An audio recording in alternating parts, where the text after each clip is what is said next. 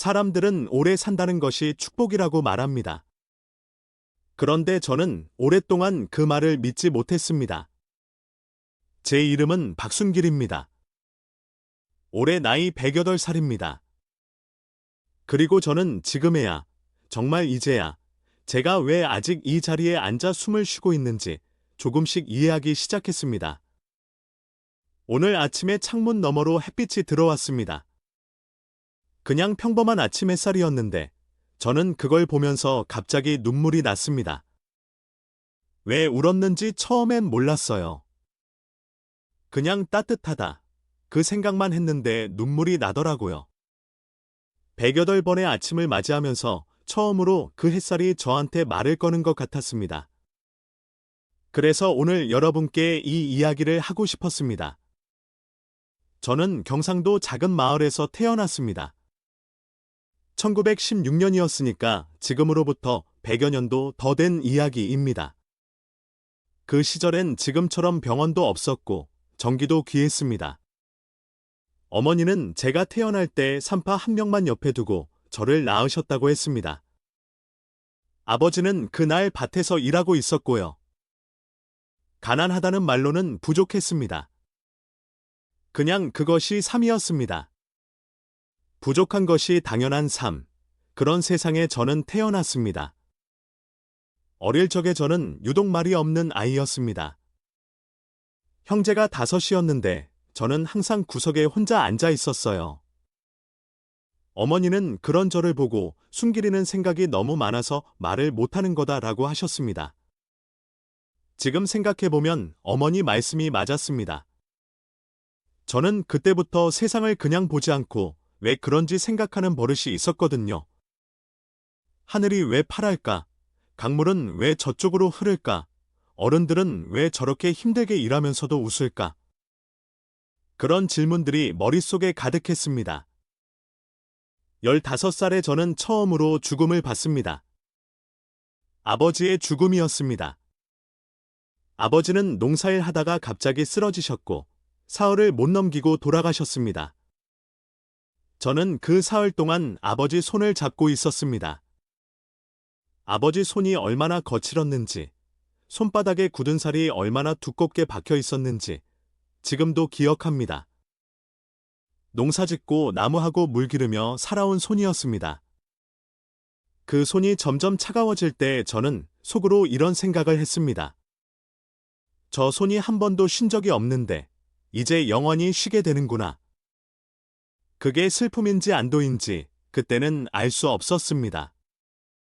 아버지가 돌아가시고 저는 집안의 장남 역할을 해야 했습니다. 학교는 그때 이미 다니지 않고 있었고 밥벌이를 위해 마을 이곳저곳을 다니며 일을 했습니다. 그 시절 조선은 이미 일본 치하에 있었고 젊은 남자들은 언제 어디로 끌려갈지 모르는 불안한 시대를 살았습니다. 저도 두려웠습니다. 하지만 두렵다고 말할 수 있는 분위기가 아니었습니다. 그냥 매일 할 일을 하고 밥을 먹고 잠을 자는 것이 전부였습니다. 22살에 결혼을 했습니다. 아내의 이름은 정복순이었습니다.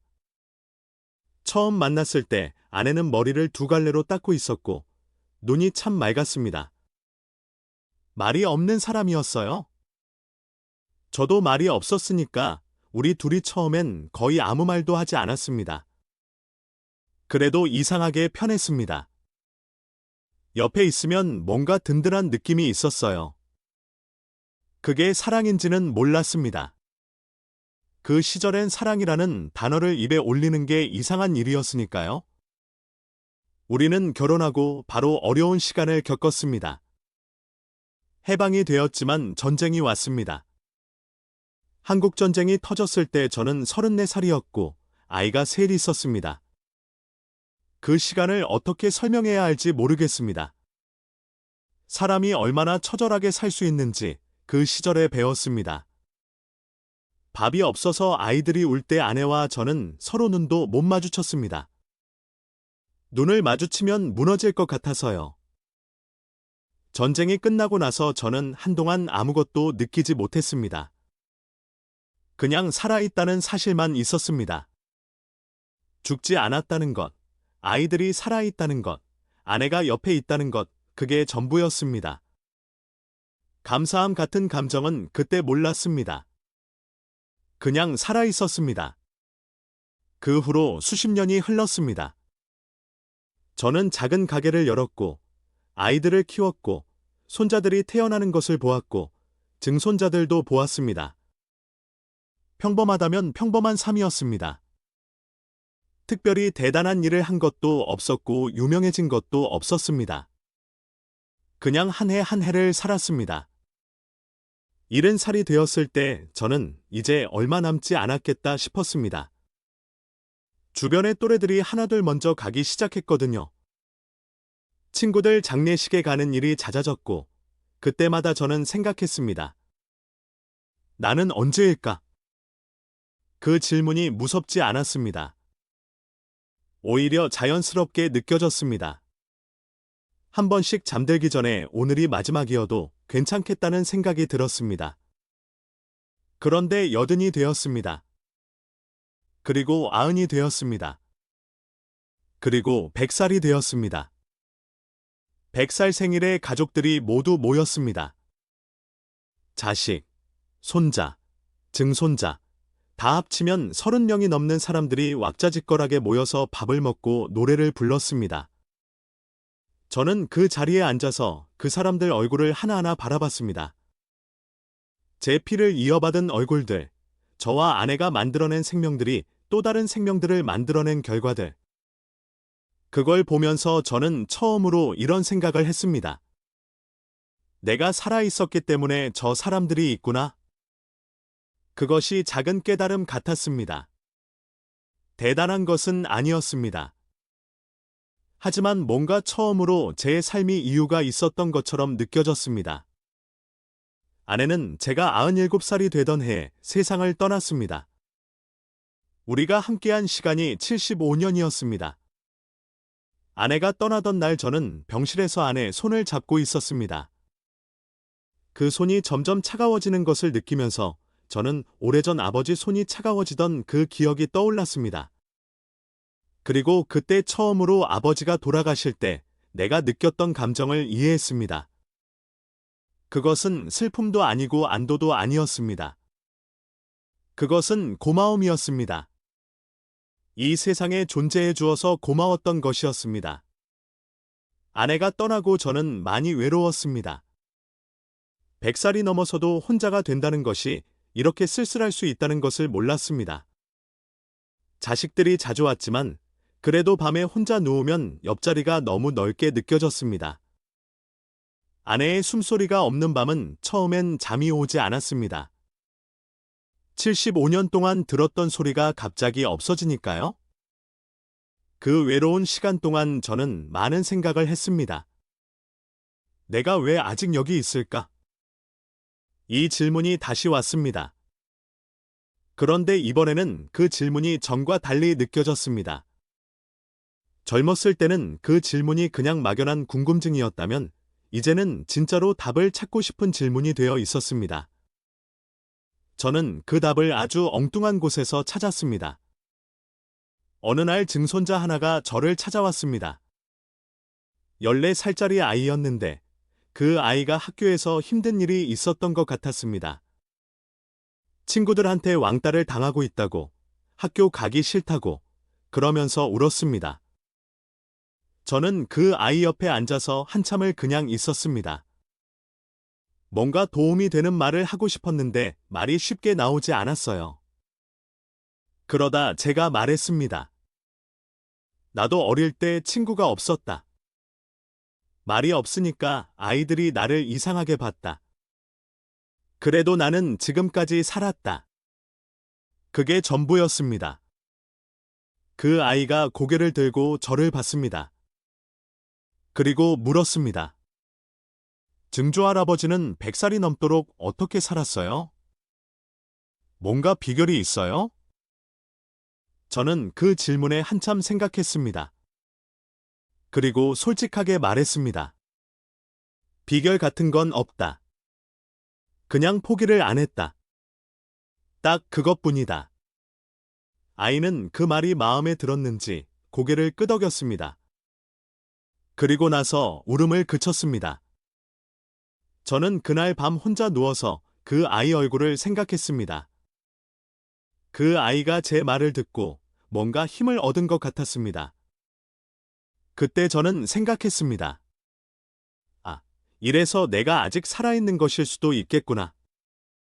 그 이후로 저는 제 삶을 다시 돌아보기 시작했습니다. 아주 오랫동안 살아온 삶이었습니다. 그 긴 시간 동안 제가 한 일들을 떠올려 봤습니다. 돈을 많이 번 것도 없고 유명한 일을 한 것도 없었습니다. 하지만 저는 그 긴 시간 동안 끊임없이 누군가 옆에 있었습니다. 아버지 손을 잡았고, 아내와 함께 걸었고, 아이들의 울음소리를 들었고, 손자들의 재롱을 받고, 증손자의 눈물을 닦아줬습니다. 그것이 제가 한 일이었습니다. 옆에 있는 것, 그게 제 삶의 전부였습니다. 처음에는 그게 너무 평범해 보였습니다. 옆에 있는 게 뭐가 대단하냐 싶었습니다. 그런데 생각해보면 사람이 살면서 정말 필요한 것이 그것이더라고요. 힘들 때 옆에 있어주는 사람. 아무 말 없어도 그냥 같이 있어주는 사람. 저는 그 역할을 오랫동안 했던 것입니다. 의도한 것도 아니었고 대단하다고 생각한 것도 아니었는데 그것이 제 삶의 의미였습니다. 제가 100살이 넘도록 건강하게 산 것에 대해 사람들이 자주 묻습니다. 뭘 먹었냐? 어떻게 운동을 했냐? 특별한 습관이 있냐? 그런 것들을 묻습니다. 저는 그럴 때마다 솔직하게 말합니다. 특별한 것은 없다고. 담배도 피웠고 술도 마셨습니다. 밥은 그냥 먹는 대로 먹었고 운동을 따로 한 기억이 없습니다.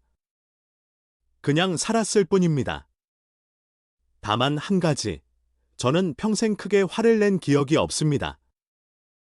화가 나지 않아서가 아닙니다. 화가 나도 그냥 속으로 삭혔습니다. 어릴 때 아버지를 보면서 배운 것이었습니다. 아버지는 어떤 상황에서도 고함을 치지 않으셨습니다. 그냥 묵묵히 하던 일을 계속하셨습니다. 저는 그것을 보고 자랐으니까 자연스럽게 그렇게 되었습니다. 그게 건강에 좋은 건지 어떤 건지 모르겠지만 그게 제 방식이었습니다. 아내와 함께 살 때도 크게 싸운 기억이 별로 없습니다.